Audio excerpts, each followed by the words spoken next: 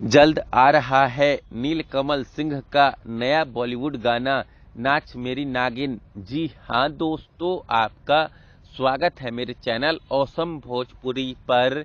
Video को पूरा देखिएगा। वीडियो पसंद आए तो वीडियो को लाइक और चैनल को सब्सक्राइब कीजिएगा। दोस्तों, कल नीलकमल सिंह के एक नए बॉलीवुड गाने के पोस्टर को रिलीज किया गया था, जिस बॉलीवुड गाने का नाम नाच मेरी नागिन है। दोस्तों, नीलकमल सिंह के इस नए बॉलीवुड गाने के वीडियो में नीलकमल सिंह के साथ सौंदर्य शर्मा और पैराडॉक्स ने काम किया है।